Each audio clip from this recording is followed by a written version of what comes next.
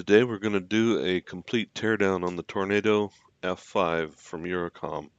We're going to pull the motherboard completely out, let you see what's on both sides, and show you how to do it step by step. I'm going to take it slow and easy, but before I started this video I took out some of the screws and did a few things like cleaned up the old thermal paste just so that you guys wouldn't have to watch me doing boring stuff during the video. If it seems like the audio is out of sync, it's because it is, because I dubbed this afterwards. So with the bottom cover off, you want to unplug the battery. Just be careful with the connector. Grasp the white part of the plastic firmly close to the motherboard and disconnect it from the socket that it snaps into. And lift the battery out.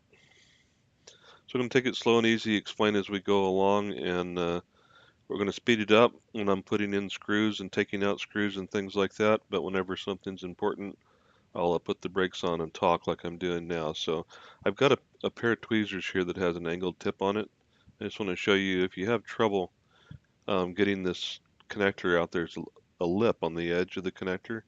You can use tweezers or a curved tip screwdriver or something to get under the edge. There's a piece of black plastic on the other side. Use it like a fulcrum on the lip on the edge of the black plastic and then snap it if you need to, but shouldn't be that hard. Just try not to pull on the wires too much. Try to lift up on the plastic. So the battery's off, bottom cover's off. We've got to take out some more things to get ready to tear this thing apart. We're going to take out both of the M.2 drives. We're going to take out the memory modules. We're going to take out both fans. We're going to take out both heat sinks, CPU and GPU. I'm going to remove 11 screws for the GPU heatsink and 4 screws that hold the CPU heatsink down to the motherboard. I'm pointing at the screws now. Total of 11 on the GPU and then 4 on the CPU. We do have to take the fans out because there's a lip that overlaps the heat pipes. You can't get the heatsink out from underneath it with the fan in place. If I were only going to be replacing thermal paste, I would not disconnect the wires. I would just kind of lay them over on the side, but you'll grasp the wires by the black plastic connector and pull out. So otherwise just flop them over if all you're going to do is replace the thermal paste. Once we get all those screws out, we got 4 screws that hold the CPU heatsink down, and that's it. And we're also going to pull the hard drive out. Have to get that out of the chassis. So let's go ahead and get started. Here I've sped the video up so you don't have to sit there bored to death watching me remove a bunch of screws and parts. You probably listened to me ramble enough as it is already. You don't need to have me rambling more. Another reason I dubbed the video is because it's hard for me to think about what I'm doing and tell you what I'm doing as I go along for some reason, so it's easier for me to watch the video, describe what's happening as I go. So once we've zipped all those screws out of the video card heatsink, we'll be able to lift it off of there. Sometimes the thermal pads and thermal paste can really get these things stuck on. It seems like they're glued down sometimes. I stopped and put on a thermal or a ESD strap. I'm going to show you guys the right way, set the right example this time, unlike my last videos. So lift it up, slide it out of there. Now I've already removed all the thermal paste prior to this video, as I mentioned. I don't think you guys need to know how to remove thermal paste. If you do, I have other videos for that. So everything's all cleaned up. We're not going to have to stop to do that. And to be honest, I almost didn't make this video, and then I thought, gosh, I promised I was going to show everybody how to take the motherboard out. So I stopped what I was doing, keep my promise, put it back together, started making the video. So to be completely honest with you. So we've got the GPU heatsink off. These 4 screws are all that holds the CPU heatsink on. We'll lift that out. That one screw didn't turn loose all the way. Make sure they're all loose. There we go. Here again, already cleaned up the thermal paste. When I go back together with this, I'm putting a 30 millimeter by 30 millimeter by half millimeter shim just to improve the contact. I tested it, it does have contact, but it's pretty light. Doesn't have nearly the amount of tension I would like it to have. So I'm going to put that shim back in there and see if that helps the temps.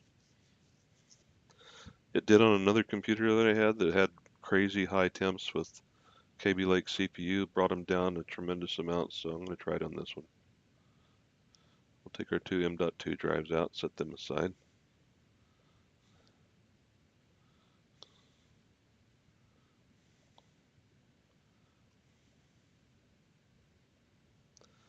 So doing this kind of work can be tedious at times, but the most important thing to remember is just take it slow and easy. Pay attention to what you're doing as you go along. Look at where the screws go, what color the screws are, what size they are. In some cases, you can put screws back in, like the two standoffs for the M.2 drives. I just put those two little screws back in and where I got them, and that way I don't have to figure out which ones they are in my stack of screws later. You'll find it's fairly consistent too. Most of the screws in this chassis are the same size. There's a few that are different. The hard drive screws here are an example. They're a little bit different size. They're silver. There's a screw right next to the hard drive in the black plastic chassis that's silver. That's the only one that's actually different in the chassis part of it. It's small and silver. Looks kind of like the hard drive screws. The screw for the Wi-Fi, the M.2 cards, the hard drive are different sizes, and then there's I believe 3 screws that hold the motherboard down that are silver rather than black, and those are also different size. The vast majority are all the same. So here again, I'm going to, just like I did with the M.2 drives, I'm going to put those 2 screws back in the threads where I got them out of. That way when I'm putting it back together, if it's not obvious, I don't have to like rifle through a stack of screws, which one's the right ones, that kind of thing. It's not that hard, it just makes it easier if they're already in the threads where they belong. So we've got those out. Now, there's a standoff that's threaded that goes right into the GPU to hold it down. There's just one. I do not have a socket that size, so I'm just going to use a pair of pliers to get it loose. When you go back together, the standoff only needs to be finger tight. It's not like you have to have a lot of strength holding the GPU in place. So I'm just going to loosen it, and that's the last time I'm going to use those pliers. So I'm going to take it out with my fingers, and I'm going to put it back with my fingers when we go back together with it. Thing to remember when you're working on computers like this, most things don't need to be super tight. If you're going to have to take it apart again later, you might thank yourself if you don't just torque the crap out of stuff and get it so tight that you break things or strip the heads off of screws and things like that. Just snug them down.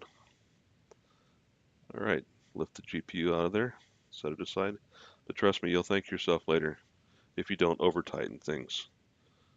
So we got most of the major stuff out now, all the big things. We're going to take the Wi-Fi card out. So we got some wires to disconnect. There's some plugs. Anytime you're working, and then we've got 2 wires for the antennas. We have the EDP cable there. It's on the motherboard. And then there's a ribbon cable that goes to the power button switch from the motherboard. Got a couple of screws. We're going to have to take that board out to get to the bottom side of it to take that ribbon cable loose.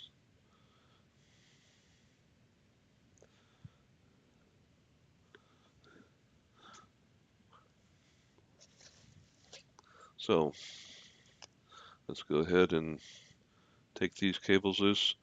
On the ones that just push in, always try to grab the connector right close to the motherboard and lift them out.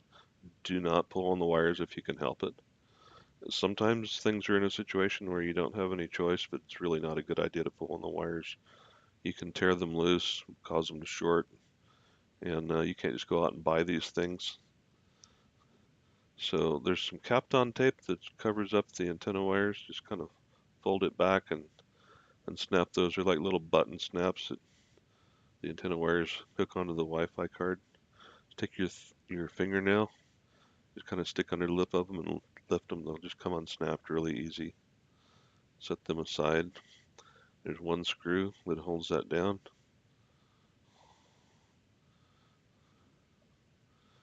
It's made exactly the same as a small M.2 drive. There's one screw holding it down, then it kind of springs up and you slide it out of the mini PCI slot there. So that's really it. I'm going to go ahead and put that screw back in there too.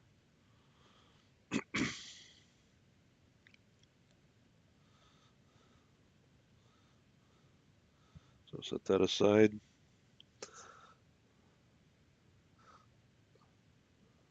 So this is the EDP cable for the display. And then this power button switch, we've got a couple of screws in we've got to take out. There's this black strip that goes across here. That's a flap. It hinges up just like I'm showing with my hands. That's how you get that cable out of there. So, but you want to be careful because that strip of black plastic is fragile. So you don't want to just grab it and wrench on it hard or anything. Just very gently hinge it up. I find using my thumbnail or fingernail under it so I can actually feel what I'm doing and just kind of hinge it up in the white plastic part. And if you're careful, do it that way, you're not going to break anything. Try not to use a tool. You really can't tell what you're doing if you're using a screwdriver or something to pry on things. You can exert too much leverage and break things if you're not careful. So there we've got it loose. See, it's just kind of pointing up perpendicular from the motherboard, and the cable will just slide out of there. There's also a white line that goes across. It's kind of a guide that shows you whenever it's seated firmly in the socket. The white line is perfectly parallel with the socket and almost disappears. So that's our EDP cable. Pretty basic. So let's take these two screws out of this power button board, and there's some little tabs that hold it down so that it just doesn't flop around. Once you get those screws out, you have to kind of finagle it around, lift it up kind of at the back and slide it out from underneath those tabs. It's not difficult, but if you just go to grab it with your hand and lift it up, see there's a tab right there. There's another one that's over towards the edge of the chassis. And if you kind of wiggle it up and hinge it at the back, kind of lift it up, then you can slide it out from underneath those tabs that hold it in place. Can't see it very clearly in the video, but when you start working on it, you'll see what I'm talking about. It's pretty simple. There's another tab right over there and a tab right there. So there's a post that's kind of in the back, a screw post that's in the way that you have to kind of work around, but there you go. You just lift it right out of there. It's pretty simple. Now we're going to turn it over, and this has a retainer just like the EDP cable. It's like a flap that hinges. It's made exactly the same. So just use your fingernail underneath it and hinge it up away from the ribbon cable, and you can slide it out very gently. All there is to it. There's also a black line on here like the white line on the EDP cable. You could use that as a guide to see that the cable's seated all the way when you go to put it back. If it's crooked and not perfectly parallel with the clip that or the retainer that holds it down, you know that it's not in there the right way and you're going to have problems. So there's the buttons for the switches. Set that aside for a bit. So we've got all that loose. We have, sorry, got a hair in there I'm going to get out.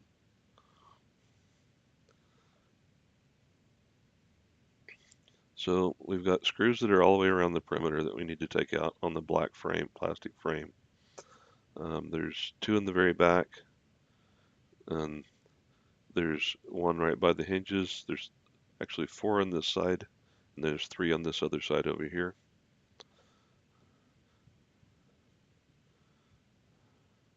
So just go around the perimeter and remove all the screws. You'll find that there's one in the center of the chassis by where the battery connection is, and then that silver one that's back by where the hard drive fits in. That's right. This is the audio board. It's right here. There's ports on the side. When you go to lift the chassis off or put it back in, you have to work them around those ports to make sure everything's lined up. It's not difficult, just something you be aware of when you go to put it back together. Pay attention to how it comes apart. You won't have any trouble. So I'm going to put these screws back in for the power button switch so I don't have to look for them later.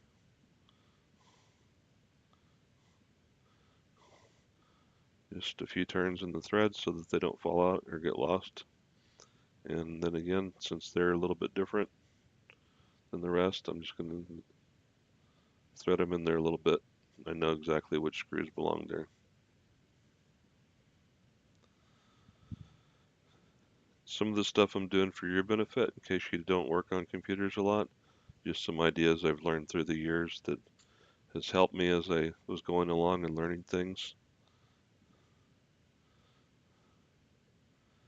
After you've taken it apart a couple of times, you're going to be able to do it with your eyes closed and you're going to remember where every screw goes. It's really not difficult at all. If you've ever played with Tinker Toys or Lincoln Logs or Legos or anything like that as a kid, um, other than a few things like ESD safety and cleanliness and not touching metal connections with your fingers and things like that are different, but yeah, it's basic tools, just a screwdriver, more than anything, a pair of tweezers. So as we work around the edge, get these screws out. Let's slide it over here where you can see it better. Set them aside. These are all exactly the same size. You don't have to pay attention to which holes they went in. Just put them all in a pile off to the side.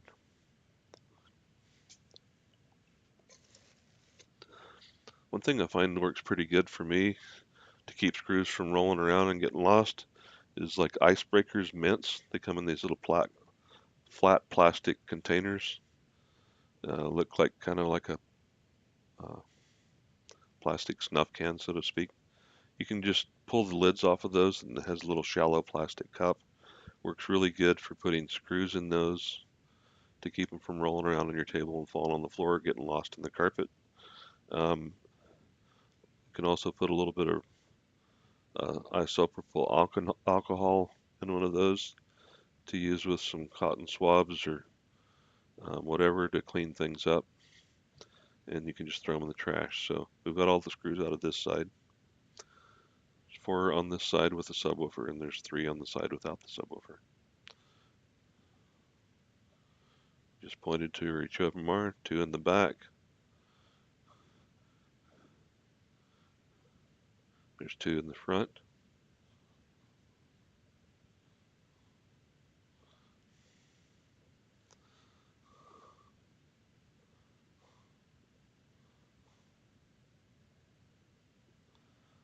We'll zip those out of there.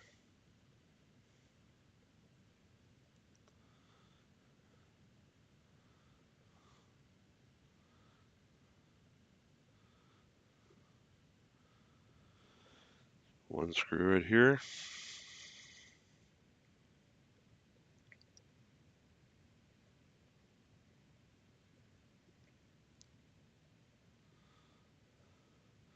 And then this one silver oddball screw right here.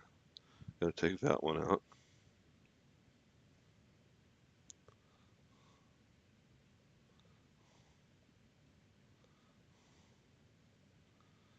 Just make note of where the oddball screw was. So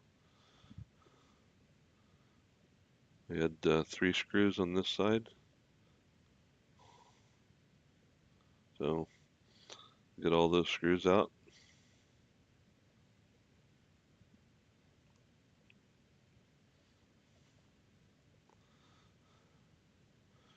Working in bright light's always a good idea, so you can actually see really well what you're doing.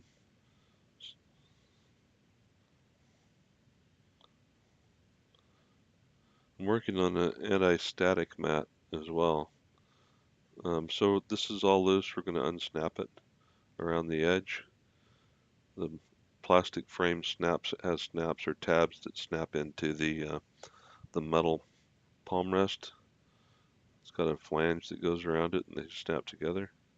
So it comes loose really easy, but the side that has the audio ports is where you got to be careful. You don't want to break anything, so you got to tilt it a little bit, work it, and get it off of those.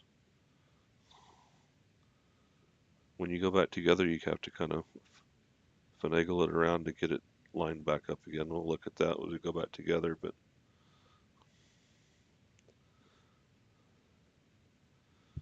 all right. So we've got those all loose, those two wires. There's some screws, 3 screws. The motherboard are 4, 1, 2, 3, and there's a fourth one at the back. There's also this one ribbon cable we have to take loose. It has a flapper type latch that we'll just lift up on that with our fingernail.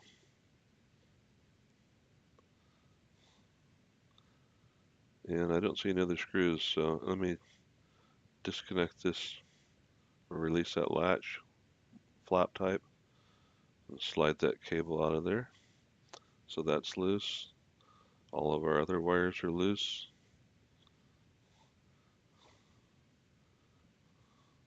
Just looking, and nope, there's no more screws. We're going to go ahead and take our CPU out of the socket and set it aside. Make note of how it goes in. There's a gold triangle on one end that lines up with a white dot on the motherboard, and then there's tabs on the other end. The CPU will only go in one way. You want to be careful to handle it by the edges. See, there's the gold triangle, and that lines up with the white dot. And then there's notches on each side that have tabs that are in the socket on each side, so you can't get it wrong.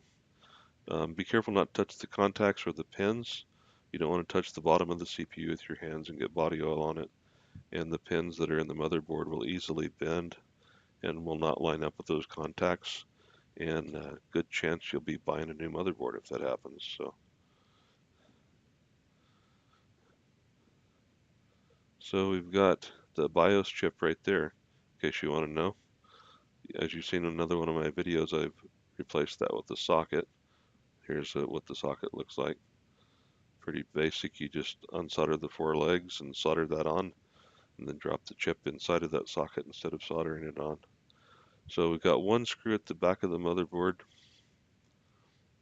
3 screws along the front edge. The 2 that are in the center on the front edge, right up here at the front. This one off to the side is just kind of all by itself. The 2 are there in the center at the front. The last 2 that I'll be removing. There's a socket underneath there that has a pressed together connection for the audio board and controls for the touchpad underneath there. So when you go to lift up the motherboard, that'll actually have to be lifted out of that socket. I'm only mentioning it just to be aware of it. It doesn't require any special technique or anything, but it's not just sitting there. It actually has a electrical connection underneath that surface area where these 2 screws are right here. So lift up on it and you'll separate them. There you go. You can feel it just kind of unsnap. So there's 2 more ribbon cables that are on the bottom that we have to get loose for the keyboard and the keyboard LED. Very carefully lift it up, and you can see them right there. We're going to gently lay it over, make sure that we don't tear those ribbon cables off, put any undue stress on them. They've got plenty of slack on them, so we don't have to worry about that. So these have connections or clamps that slide in. They don't flop up like the other ones. On each edge, they've got a little ear that you can use a tool or your fingernail to slide those away from the socket, and that'll release the ribbon cable that's underneath it. So slide those away from the plastic socket that they go into very gently, and that'll release those ribbon cables. Usually helps to do both sides at once. They don't work well when you try to do one side and then the other, so I like to use my thumbnails and just slide them away, and then that cable just slides out really easy. There we go. And the same with the wider ribbon cable. It's made exactly the same way. Nothing requires a lot of force. So that's loose now. Motherboard's out all the way. So there's the CMOS battery in the worst possible spot that could have ever been put in, because you can't get to it without tearing it apart. And we're going to do something about that. I'm not putting up with that. I'll show you. My mod isn't complete yet, but I'm going to have it partially done during this video, and I'll have to come back and show you what I did later. The other pieces that I ordered are not here yet.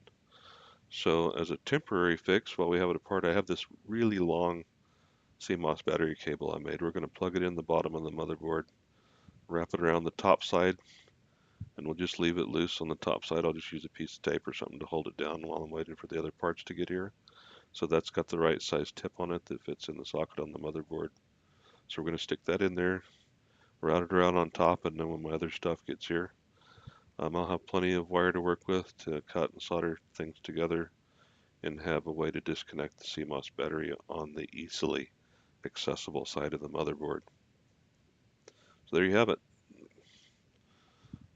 Now this ribbon cable that's for the power button switch has got a piece of Kapton tape and then another socket with a flap type retainer on the other end. We're going to have to transfer that over to, if we're replacing the motherboard, we'll have to transfer that over. That doesn't come with a new motherboard. And for demonstration, we have a brand new motherboard here, courtesy of Eurocom Corporation. I've already taken it out and looked at it, so it's no longer in the anti-static bag, but it comes nicely packaged in an anti-static bag for protection. A nice custom carved out foam protection for it in a handy dandy cardboard box. So here we've got the brand new motherboard. It comes with a GPU bracket on it. Comes with the hole plug for the CPU to keep those pins from getting bent. You're going to want to look at those before you put the motherboard in, just to make sure. Sometimes they get bent from the factory. You just want to make sure of that before you go putting it all back together. Eyeball everything. This also comes with a CMOS battery on the motherboard, so you won't have to find another one or use your old one. Comes already on there. I took it off since I'm not going to use the one that came with it. I'm going to use my modded thing. So everything looks in order. I don't see anything out of place. And so we're going to transfer that ribbon cable over here and then put this new motherboard in place where the old one was. And you're probably wondering, so why I'm replacing the motherboard on a brand new laptop? Well, those of you that know me know we like to experiment. And yes, I was doing official experiments for Eurocom. I wasn't doing the rogue thing. So this got the flapper. We're going to lift that up, just like we did with the other end of it that went into the power button switch. But we had a little mishap playing around with some firmware mods and that kind of thing, and the board that I'm replacing has something wrong with it, and we don't know what. So we're going to send it back to Eurocom, let them figure it out, put the new one in, and continue with our stress testing and firmware mods and whatnot, so that the rest of you can enjoy the best possible experience from this wicked little beast.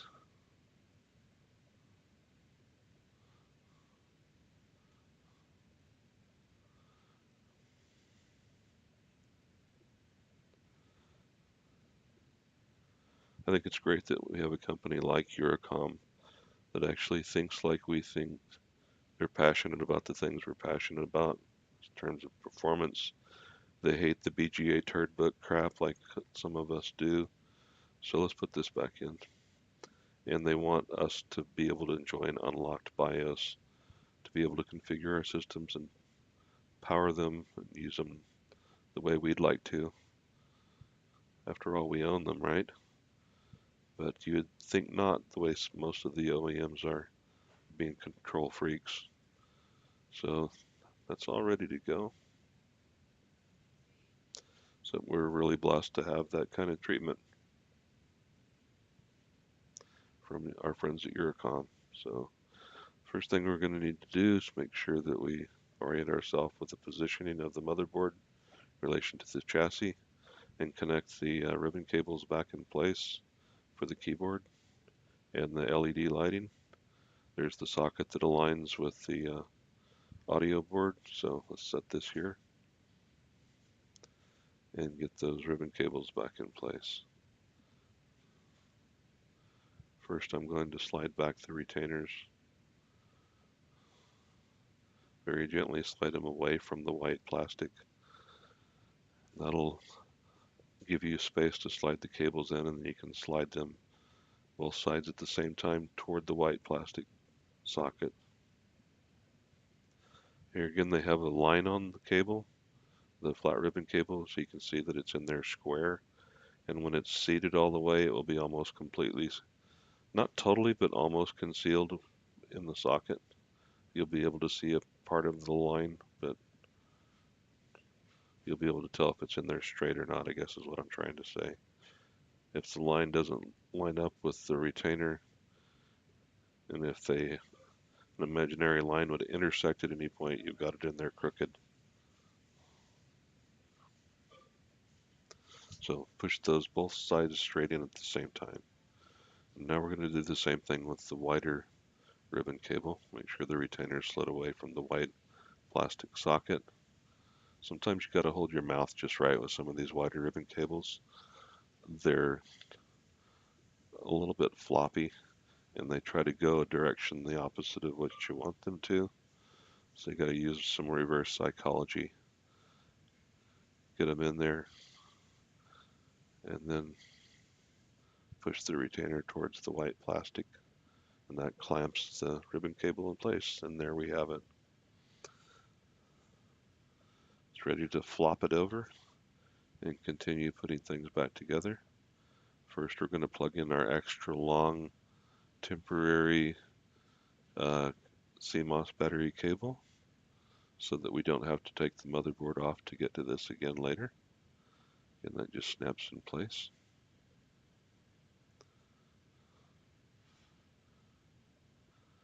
We'll wrap that around the other side. There's some two-sided foam tape that the old CMOS battery was stuck to, so I'm just going to push the cable against that and stick it there.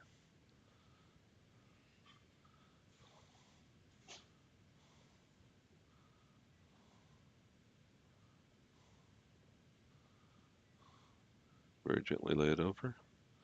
Line up the two screws at around the socket there so that that's in place. And eyeball everything, make sure there's no wires trapped underneath the motherboard. And you kind of press that together, you'll feel the connection come together.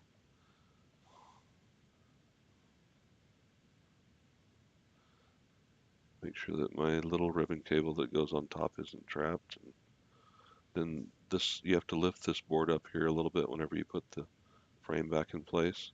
But I'm going to take this off. Someone in the forum asked me to check the other side of this audio board to see if it had a place for a ribbon cable for USB ports to go on the other side. There's only 3 USB ports on the right hand side as you're using the system, and another model has a USB port on the left side, and that has a wire that connects to this audio board. So I'm going to take a look at that real quick. I'm curious now. It's not that I care a whole lot. It would be nice to have at least one USB port on the other side. Not a big deal. But this has some cloth electrical tape holding the audio board down to the touchpad board that's underneath it. So let's slide that out of there. It's got some tabs. They're kind of holding it. And I do not see any kind of connector or socket or anything here. Maybe if I knew what the other one looked like, maybe it's underneath this black plastic, I don't know, but nothing stands out as being a place to connect one. Now maybe the audio board, there's some LEDs or something there. Now, it's possible that the board out of the other model, if it's made exactly the same, might give you the option of adding an auxiliary USB port, but not using this existing part. Anyway, there's nothing available there to connect to. Gotta hold our mouth just right and get that in there where it's supposed to be. Get that piece of tape out from underneath there, so I can use it to stick it back down again where it's supposed to be.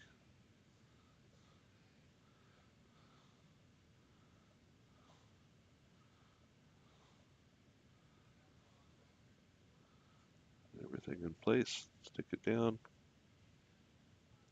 the two screws back in.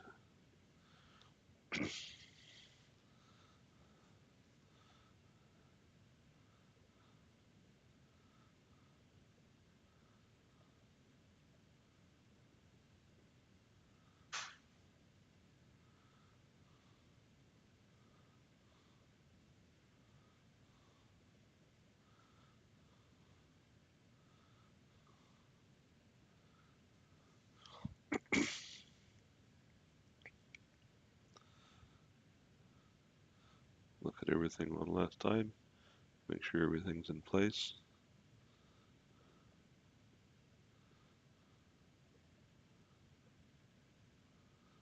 Snap that on that socket.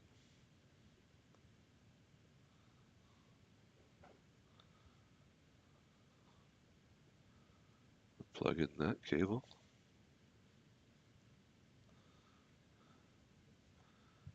The empty socket next, let's see, but one screw goes there, two screws here.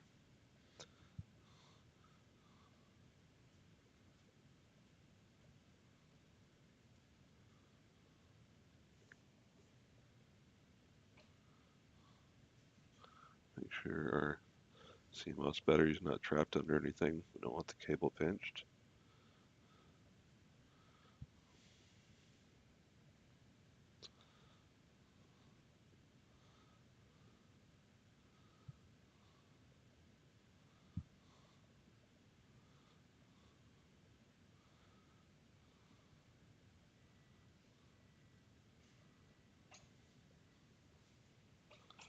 This other screw in the very front here.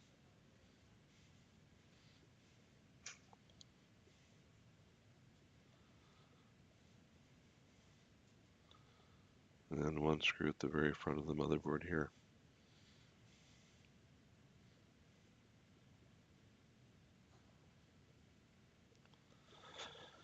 So total of 4 screws holding the motherboard to the underside of the palm rest.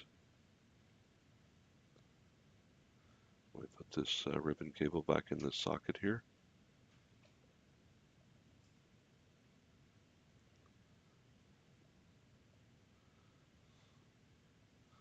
It's got a little blue handle on it. Some of these little cables are kind of tedious to handle. I use tweezers for a lot of stuff.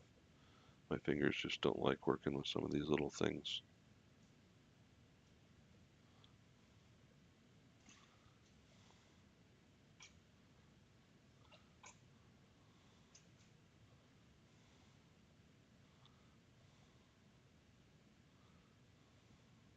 Well, maybe the tweezers aren't going to help.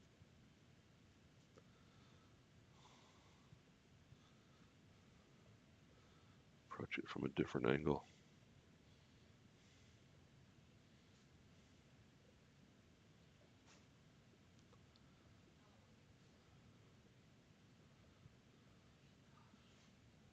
Yep, there we go.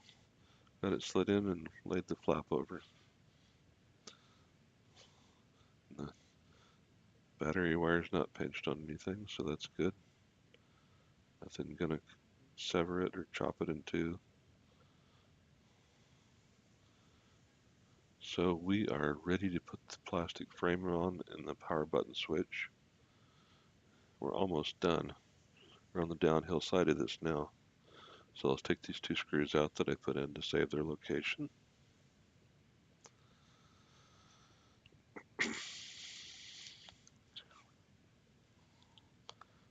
Make sure that's not underneath the motherboard. We got our antenna wires and our EDP cable.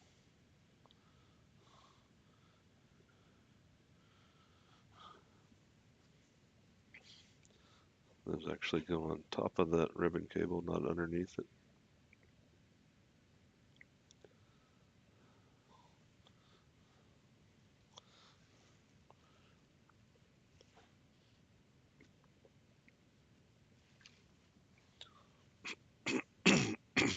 Excuse me. So let's put this ribbon cable back in. Once it's seated all the way, lay the flap down and it's secure.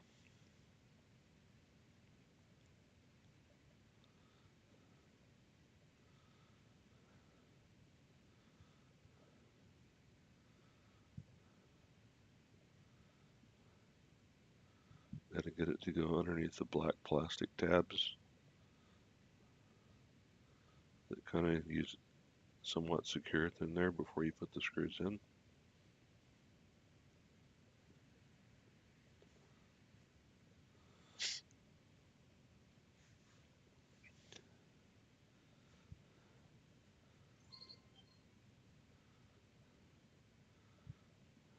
Just snug, don't have to be super tight.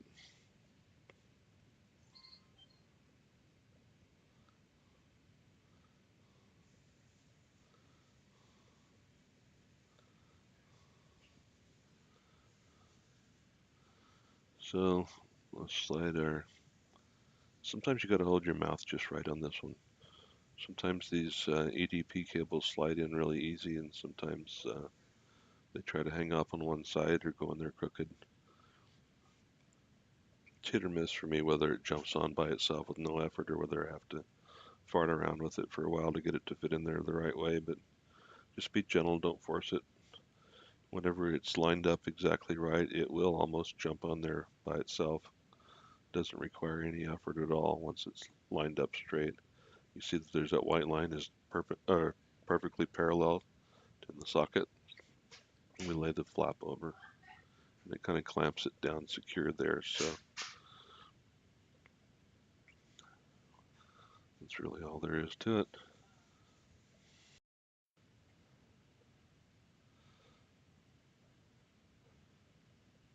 So it's time to put the Wi-Fi card back in.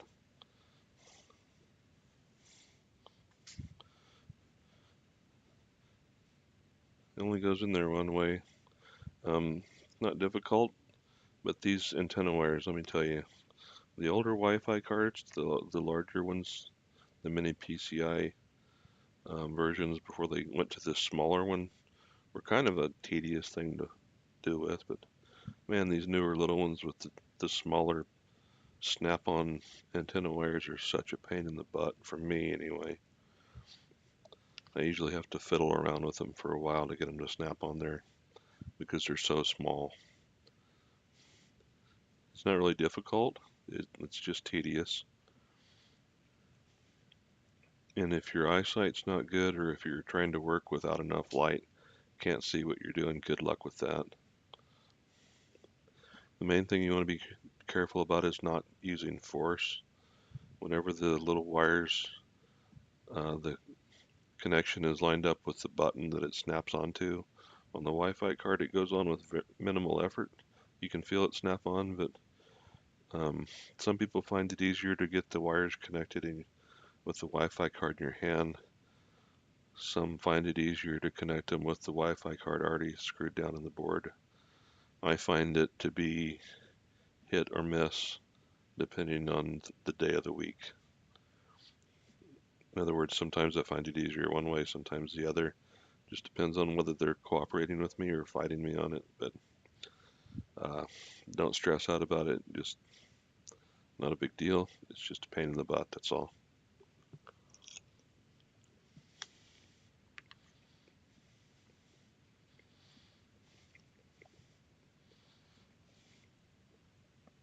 So we'll lay that Kapton tape back down in place. So make sure our wires are slid over so they're not pinched underneath the edge of the fan or anything.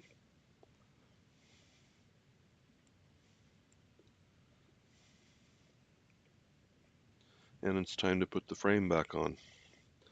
So the side with the audio ports, it's got like a recessed area that has to fit over a raised spot on the edge of the audio ports. Um, They'll only go on a one way, so you want to start that edge first. See this recessed area here? It's like it goes over this other part here. You have to kind of lay it on there to angle and then hinge it down to get all those lined up. You can't just lay it straight down on it. So once everything's lined up, you'll see the colored ports protruding through the holes in the frame. Here again, it's not difficult, just tedious. Pay attention to what you're doing. Don't get rough and break the plastic frame or anything. Just work it around until everything's lined up. It's very simple.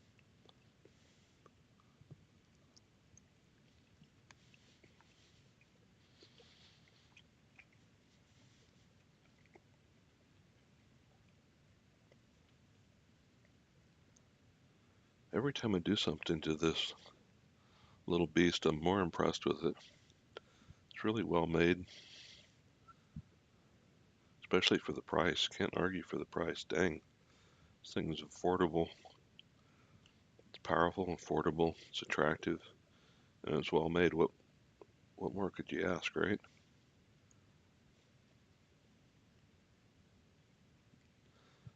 And the greatest thing is it's not a BGA turd book.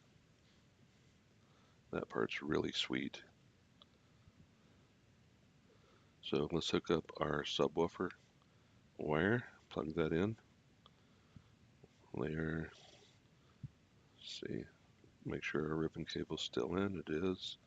So we can go around the edge and snap all the sides down against the palm rest, make sure all the tabs are engaged, all the holes for the ports are lined up. You will feel things kind of snap in place as you work around the edge.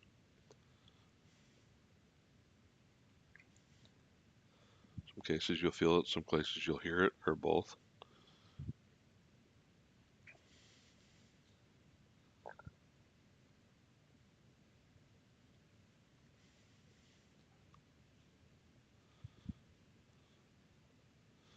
Once you work around the edge and get everything snapped together the way it's supposed to be, go ahead and start buzzing those screws back in.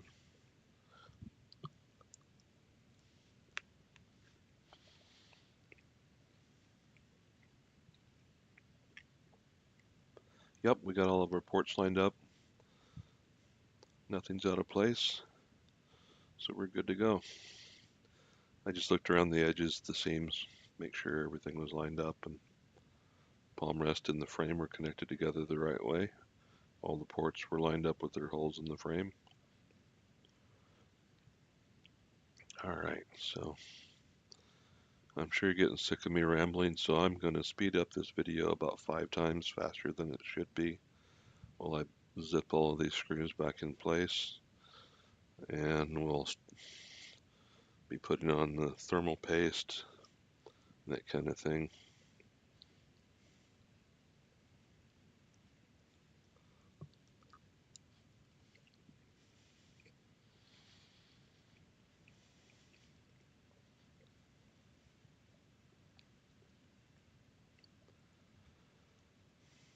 Now you'll know you did this right when you're done and there aren't any spare screws. That's the true test of a computer tech. Real computer techs don't have spare screws left over, at least not by accident. I've left some out whenever they were too much of a complication and didn't need to be there. I've done it on purpose, but never on accident. Or not in a long time, I shouldn't say never. Get our hard drive back in.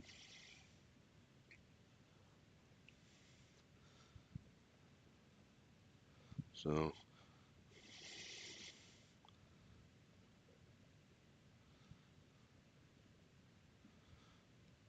go over all these surfaces with the alcohol prep pad. Make sure that they're dust and body oil free, so that when we put the liquid ultra on the CPU and the IC diamond on the GPU, they're nice and clean. Now I'm eventually going to put IC or Liquid Ultra on the GPU as well, but I'm going to be removing the video card one more time. So I'm going to put IC Diamond on it for now. But I have that electrical tape on there for the reason of, or because I'm going to put Liquid Ultra on the GPU as well. I don't want the Liquid Ultra getting on the surface mounted components that are around the perimeter of the die. That would kill the GPU. So the electrical tape's going to be there to protect it and make everything nice and safe. So I just put a shim down with CLU on both mating surfaces. Now I'm going to put some CLU on top of the shim, and I will put some CLU on the copper plate on the heatsink as well.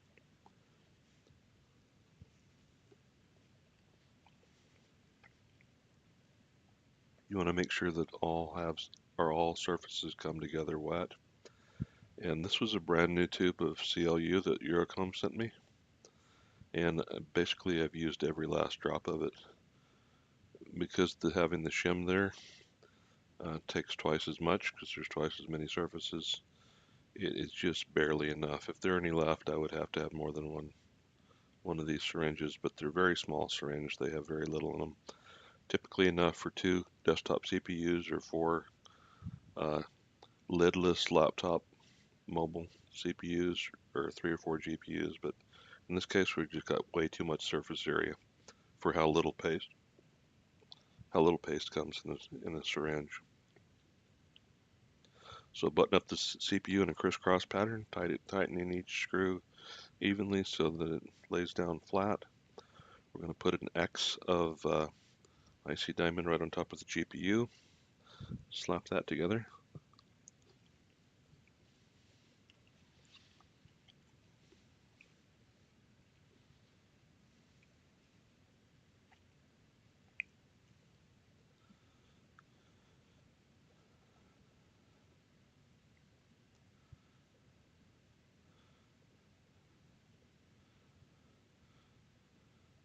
I should have put some background audio that sound like an air ratchet or an impact wrench or something as I'm speeding this up. It'd be kind of a funny thing to have as a sound effect with this. Put those fans in, and the battery in, and the bottom cover on, and it's ready to rock and roll.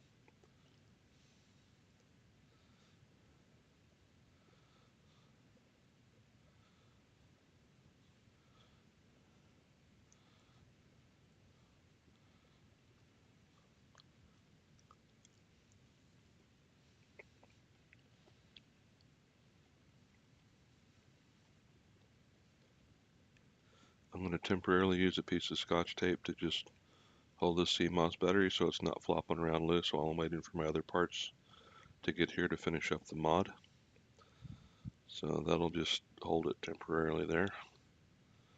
I'll show you guys what I did after I get the other pieces that I need for that. So it's basically pretty basic. I just bought an inline connector so I can unplug it on top of the motherboard. I was thinking about getting a socket with an on and off switch that I found on eBay, but wait 2 weeks to get that from China. It's not worth it. All right, snap the chassis on to make sure all the tabs are where they're supposed to be so I don't break any of them off around the outer edges. And snap it together. You'll hear it, feel it, see it when it's snapped together the right way. Don't force it.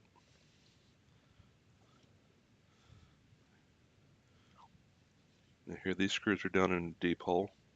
You don't want to tighten the snot out of them because if you strip the heads out of them, guess what screws you're going to have a dickens of a time getting out later. So just be gentle, snug them down, make them tight, but don't crank on them super hard, or you will regret it later. Trust me.